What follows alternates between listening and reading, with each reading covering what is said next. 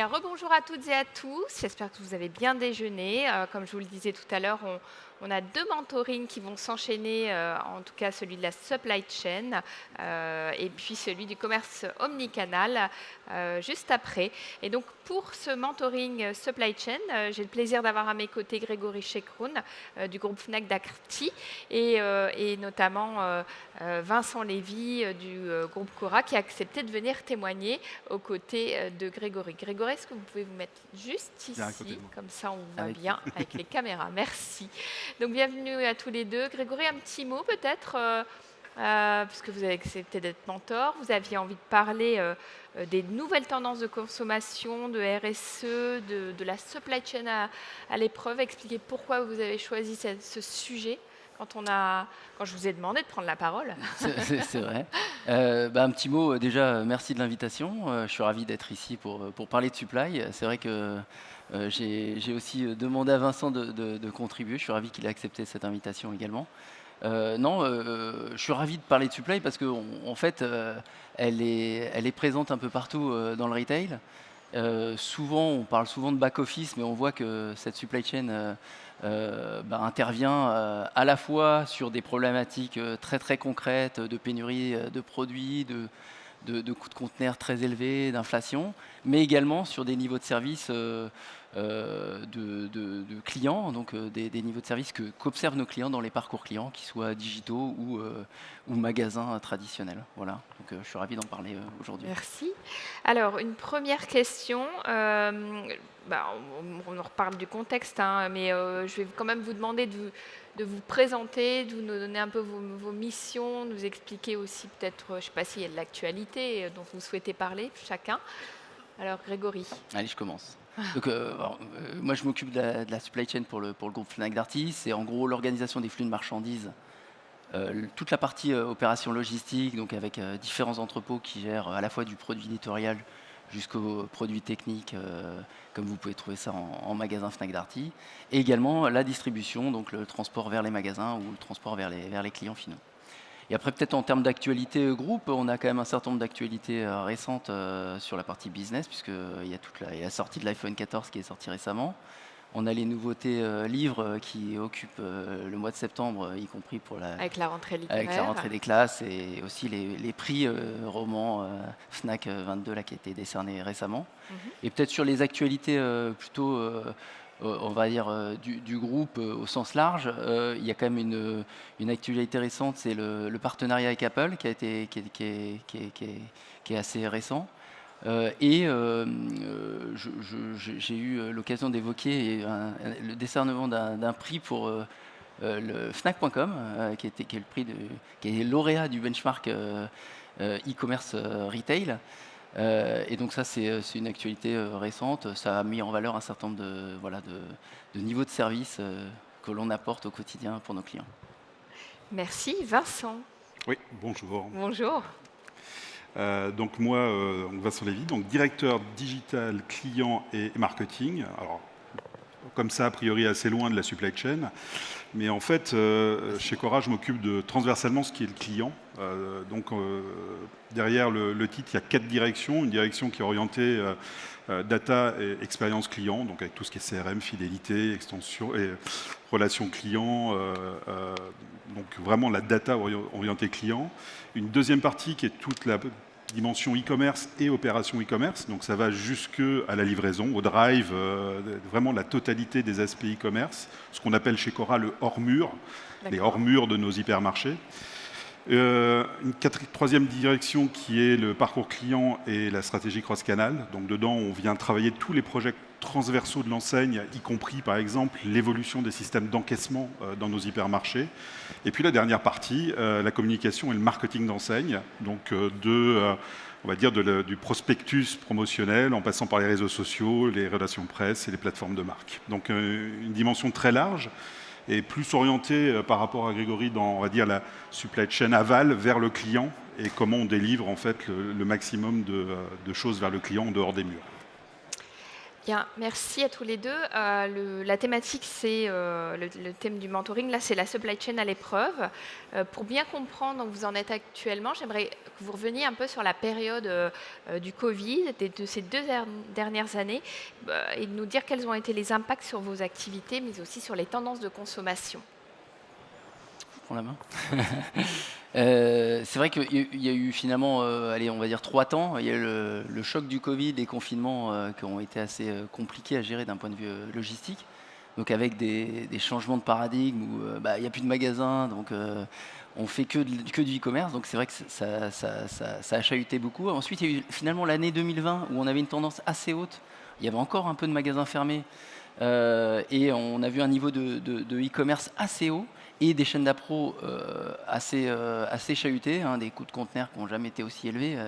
On est passé de 1 500 $ du conteneur jusqu'à 19 000, 20 000 $ du conteneur, donc ce qui complexifiait quand même fortement.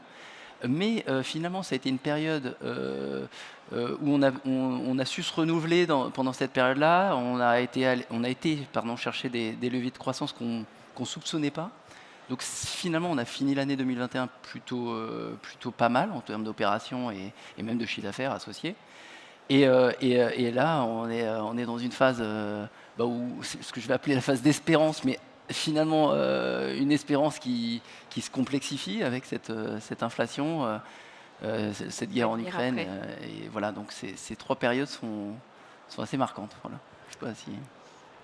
Et pour vous, Vincent? Ça a été aussi, on s'est pris en 2020, on va dire avec une image, on s'est pris un mur du jour au lendemain avec en effet le Covid, de voir en effet permettre aux Français de se nourrir. Donc ça a été vraiment un challenge assez démentiel. On a connu des croissances à 3 chiffres sur du drive, le développement nécessaire de tous les moyens de délivrer. Il a fallu adapter, même dans les campagnes, le portage de courses auprès de personnes qui n'avaient plus la mobilité, la possibilité de venir chercher de quoi se nourrir. Donc c'est vraiment une révolution totale. Donc on a appris en 3 mois, presque 3 ans en fait, de ce qu'on prévoyait de faire dans notre plan de développement. Et puis, on va dire qu'en 2 ans, en fait, si on prend 2020-2021, ça a été plus de 50% de croissance du hors-mur qu'il a fallu endiguer, qu'il a fallu rationaliser, tout en gardant de la productivité, faire attention aux coûts, etc.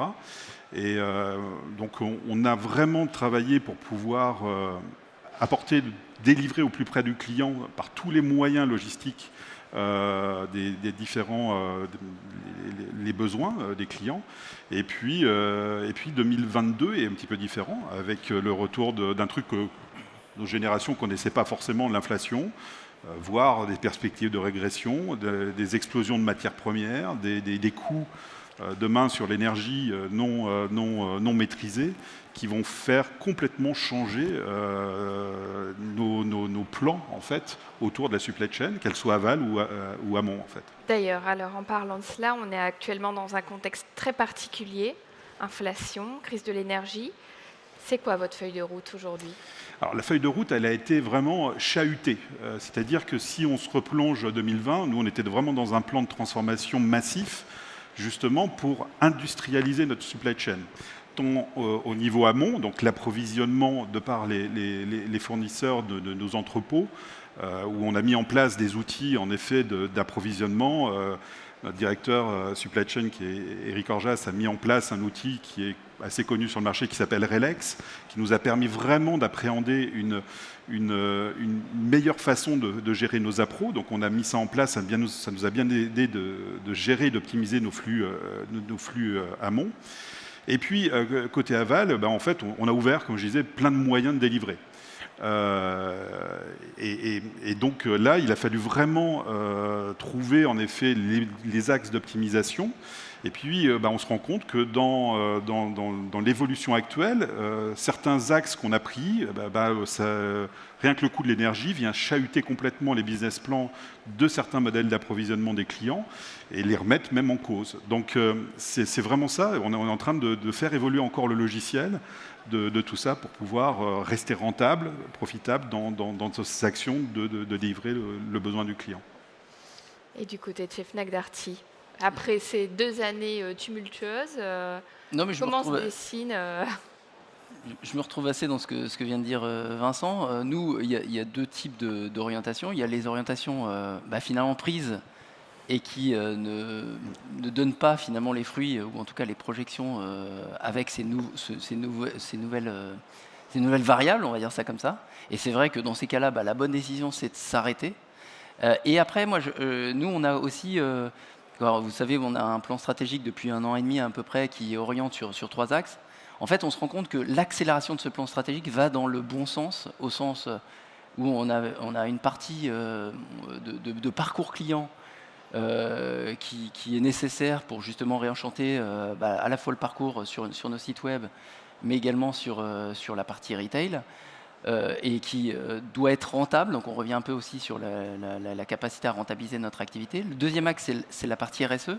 Et là, il y a tout un plan, on va dire, de verdisation de la flotte, finalement de baisse de notre impact carbone, mais qui finalement fait très écho en ce moment avec le coût de l'énergie. Donc on se dit va falloir accélérer cette partie-là. Et le dernier axe, qui est la partie service, j'ai envie de dire, c'était à la fois notre force et en même temps, c'est un axe, un levier de croissance qui est totalement espéré sur ces périodes-là. Donc finalement, on se dit aussi qu'il faut accélérer un plan de transformation qu'on avait. Mais de la même façon, chez nous, on avait en sortie de 2020 des velléités vraiment de transformer notre supply chain dans cet axe aval vers le client. Donc on était en train de changer tout notre infrastructure logicielle. Donc on a mis en place un nouvel OMS, KBRW. On était en appel d'offres sur la mise en place d'un WMS et des outils de robotisation ou mécanisation en micro-fulfillment center de nos magasins.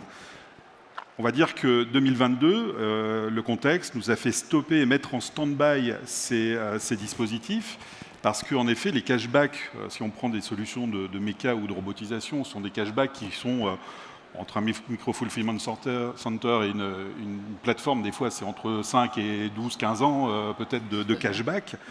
Et dans le contexte actuel, c'est impossible de se projeter dedans. Et si vous ramenez en plus le problématique de l'énergie, quand on regarde le coût d'énergie d'un robot de méca, où moi je le vois, on avait développé des systèmes de containers robotisés. Le container robotisé, si vous facturez, c'est de la facture d'électricité multipliée par 4, vous remettez en effet en jeu complètement la rentabilité du modèle. Donc il y a des modèles qu'on a inventés, qu'on est en train de mettre en stand-by, et puis on va continuer à travailler dessus pour pouvoir améliorer et trouver le bon axe. Mais on va dire là, le prochain choc qu'on va avoir, c'est le coût de l'énergie qui est assez démentiel.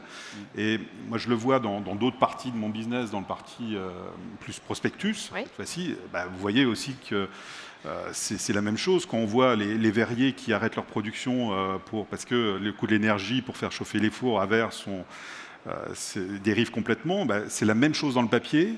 Et le papier est en train de complètement changer aussi la donne. Oui. Et alors ce qui est assez marrant, si on fait le lien avec le RSE, c'est que ça devient un RSE un peu contraint. Et donc dans le discours des entreprises, on devient vertueux, on se dit, on va faire moins de papier, on va faire moins de kilomètres avec nos camions, mais il ne faut pas se cacher aussi, il y a un enjeu économique derrière démentiel, parce que sinon les dérives de coûts vont être phénoménales. En préparant, on a aussi cette interview, on a parlé aussi d'un nouveau cas, d'une chaîne de transformation complètement déstabilisée, et surtout le problème de la matière première. Donc vous faisiez référence, la crise du papier, les verriers, et vous me disiez il n'y a plus de prix. Il n'y a plus de prix. Mais on le voit même dans ce qui est assez démentiel, et on le voit même aussi nous dans la matière première de l'alimentation. Vous vous retrouvez sur des marchés où de la viande label rouge peut avoir le même prix que de la viande bovine laitière classique, parce qu'on est complètement déstabilisé. La même chose sur le papier, vous voyez en effet qu'un papier satiné a le même prix qu'un papier journal. Il n'y a plus de valeur, il n'y a plus de prix aux choses. Alors comment on se repère quand on est à la fois consommateur, mais aussi spécialiste comme vous, ou en tout cas professionnel? Je vous pose la question tous les deux. Laisse passer.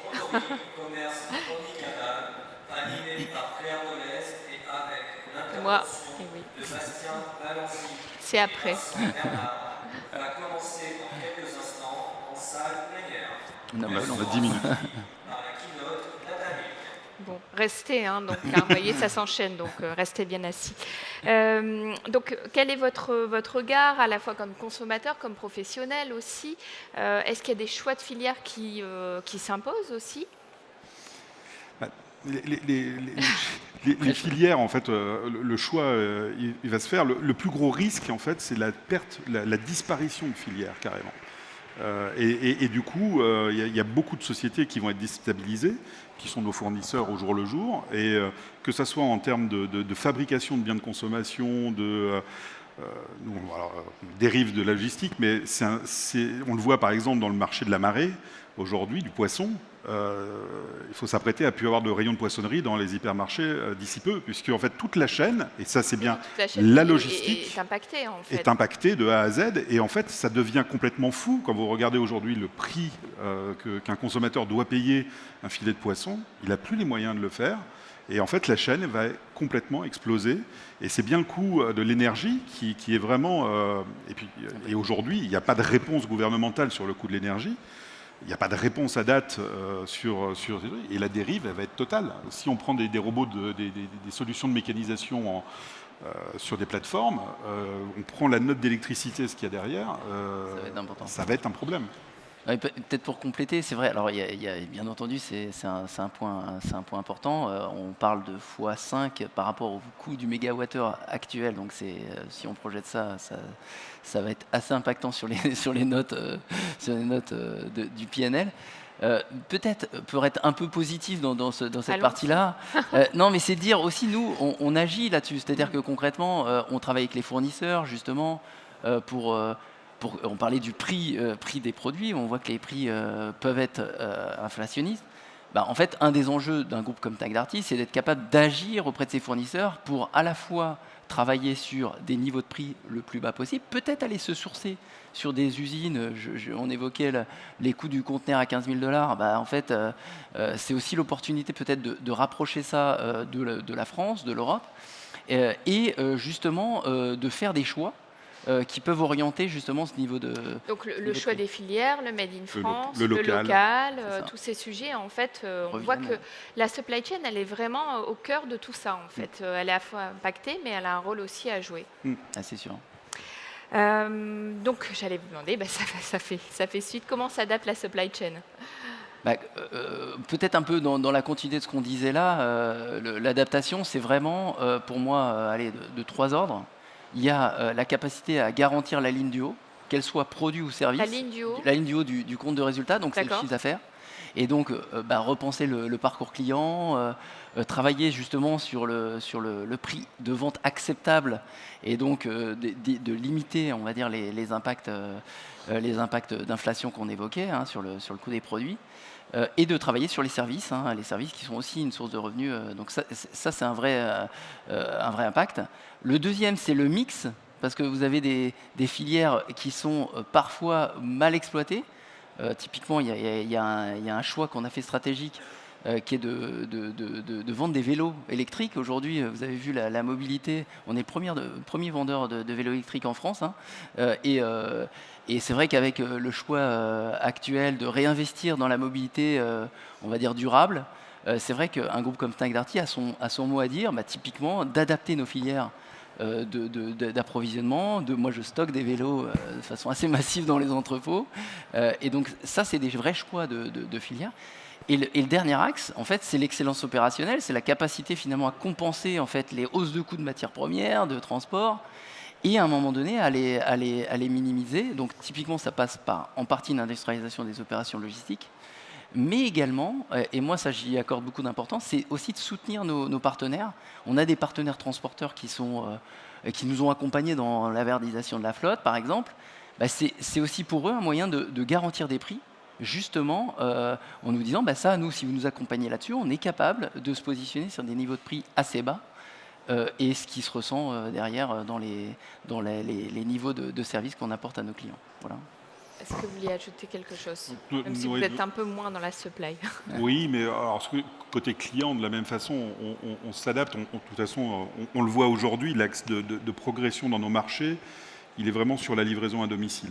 Donc l'adaptation, en effet, de la livraison du dernier kilomètre, de la flotte, de pouvoir avoir les bons outils pour pouvoir optimiser, parce que la durabilité, on va dire, le côté éco-responsable de la livraison passe par l'excellence opérationnelle de comment j'organise presque jusque ma tournée pour pouvoir optimiser mon coût carburant tout en ayant une bonne réponse à la qualité. Donc on a vraiment mis l'axe sur la livraison, on a réintégré alors qu'on était externalisé nos flottes de livraison. Donc on travaille aussi sur l'optimisation totale des flottes de livraison. On s'est doté d'outils de gestion de la tournée. On a mis en place un outil qui s'appelle Urbans qui permet de gérer et d'optimiser nos tournées de livraison. Côté client, on a mis en place de l'abonnement livraison. Donc aujourd'hui, nos clients, ils s'abonnent et on peut les livrer tous les jours pour 7,49 € par mois. Ils peuvent prendre des courses alimentaires et se faire livrer tous les jours. Et ça, on arrive à le faire dans un modèle d'optimisation de la supply chain. Sans cette excellence opérationnelle, en fait, on ne pourrait pas rendre ce service-là. Après, l'évolution de ça va être en fait de prendre en compte l'évolution des coûts d'énergie pour pouvoir faire en sorte qu'il n'y ait pas de dérive de services et de coûts. D'accord. Alors, j'ai une dernière question. Moi, j'aimerais avoir votre regard sur les tendances de consommation. À votre avis, est-ce qu'elles vont rester les mêmes? On a aussi parlé du quick commerce en matière de livraison. Est-ce que ça va rester quelque chose d'important pour les consommateurs? Qu'est-ce qui se dessine? Alors, ce qui est sûr, c'est qu'on a eu donc les années Covid ou post-Covid qui ont quand même développé la livraison à domicile et des nouveaux services. Ça a vraiment boosté cette partie-là. Après, quand même, on voit finalement que ça se ressent quand même. Le magasin a le vent en poupe. Il y a quand même beaucoup de monde dans les magasins et c'est très positif pour le retail, en l'occurrence. Et après, concernant la course à la livraison rapide, en fait, ce qu'on voit quand même, c'est que y a une demande. Moi, ce que j'appelle le paradoxe de nos consommateurs, c'est-à-dire que c'est le même consommateur qui va nous demander une livraison en 1 heure du dernier iPhone, et en même temps qui va nous responsabiliser sur notre impact carbone. Vous voulez dire qu'il vous fait la leçon? Et il nous fait la leçon. Et donc, en fait, il faut à la fois bien le livrer en 1 heure avec un coursier qui est pas très bien payé, mais en même temps, faut avoir un impact. Et donc, cet équilibre-là, je pense qu'il perdurera, en fait, mais qu'on restera quand même sur des attentes de service qui ne sont pas le tout urgent, en fait. Je ne crois pas du tout à ça. Je pense que ça va légèrement augmenter dans le temps, mais je crois beaucoup plus, en tout cas c'est la position du groupe Fnac Darty, à la livraison responsable. Nous, on communique sur l'impact de la livraison quand on va livrer en 1 heure ou en chronopost ou en colis-post, et beaucoup plus à des modèles rentables du genre la tournée du laitier, qui vient optimiser finalement à la fois le modèle, la durabilité du modèle, et aussi le prix pour le client, parce que ça finit toujours un peu comme ça. C'est-à-dire que quand c'est rentable, quand c'est durable, en fait, le client paye moins cher et donc ça lui vient dans sa poche. Voilà. Donc c'est positif. C'est positif. Le plus bel exemple de ce que raconte Grégory, c'est le cas de Picnic, qui est dans l'alimentaire, qui s'est développé en Hollande et maintenant en France et qui en effet est sur la tournée du laitier. Et c'est vrai qu'on se rend compte qu'aujourd'hui, dans nos modèles, si on veut optimiser, ce qui nous coûte beaucoup d'argent, et beaucoup d'énergie, beaucoup de dépenses, pour pouvoir, c'est la livraison en H+, donc la livraison 2 heures plus tard du service. Et c'est qu'il faut qu'on explique aux clients que en fait, c'est un coût en effet écologique de faire ça. C'est un coût humain, parce qu'on parlait au effet, le quick commerce, ça a été l'évolution démentielle. On va dire que ça c'est un petit peu, et c'est en train de continuer à s'écrouler un petit peu, donc ça va se rationaliser aussi. Donc il y a vraiment une régulation qui est en train de se faire, qui va se faire aussi avec l'inflation qui est là, et qui va quand même encore finir de réguler encore le marché. Eh bien, merci à tous les deux. Est-ce que vous avez des questions à poser à Grégory et à Vincent? Alors, est-ce qu'il y a des questions? Je vous regarde. Alors, question. Alors, c'est le moment. Allez-y, allez-y. Sinon... Oui, c'est parti. Tu y vas. Allez. Vous mettez debout, monsieur? Ah, vous êtes tout au fond, on ne voit pas. Bonjour, je me dévoue. Enchanté. Grégory Vincent, je voulais juste Vous faites savoir... quoi? Vous faites quoi? David Krief, KBRW. Voilà, on est IC provider sur le marché de l'OMS, entre autres. Et ben voilà. J'aurais voulu savoir si, chez Fnac Darty, comment vous communiquez sur l'économie circulaire auprès de vos clients et qu'est-ce qui est envisagé dans le futur sur ce sujet. Un gros sujet. Merci pour cette question. Alors, réponse? Il y a un... Et alors, pour le coup, il y a un énorme plan de communication, mais aussi d'action, hein, très clairement. Ça fait partie, c'est un des 3 axes de notre plan stratégique. Donc merci de poser la question. On a plusieurs axes dedans. On a eu le dernier baromètre du SAV. On développe en fait toute une palette de services autour de la réparation et de la durabilité des produits.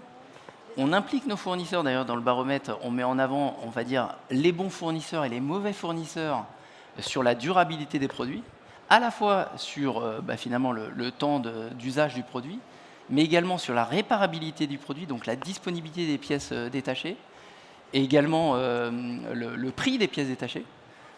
Et enfin, là je reviens un peu sur ma partie, on a l'ambition, et c'est ce qu'on communique, de responsabiliser un peu, alors nous responsabiliser, mais aussi responsabiliser nos clients, justement sur l'impact qu'il a quand il achète tel et tel produit ou tel et tel service au sein des enseignes Fnac Darty, mais également Nature et Découverte pour ne pas les citer. Voilà, donc merci de poser la question, mais c'est vrai que il y a un vrai engagement de la part des équipes là-dessus. Bonjour monsieur. Merci. Vous mettez debout?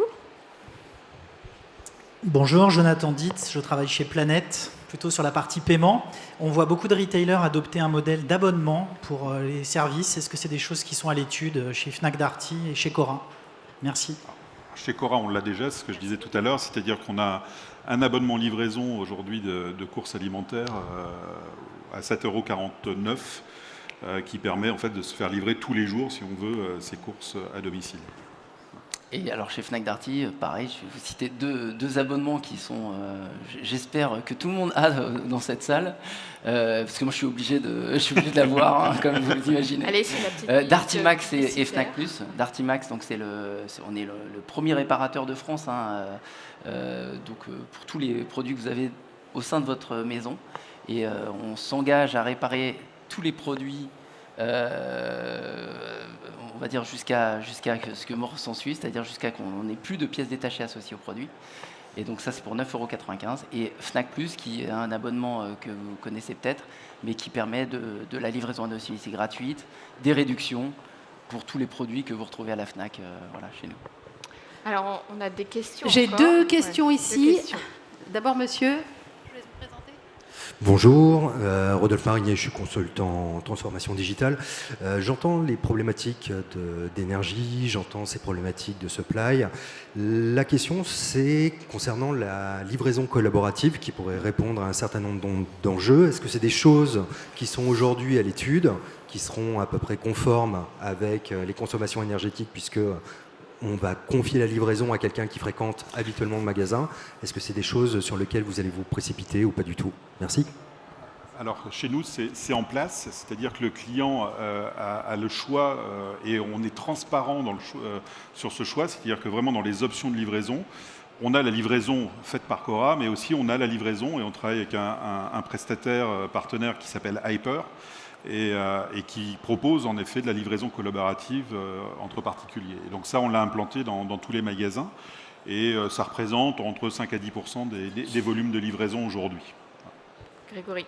Et j'ai une dernière question ici. mince. Pardon, Claire, tu dis? Non, je sais pas Non, si...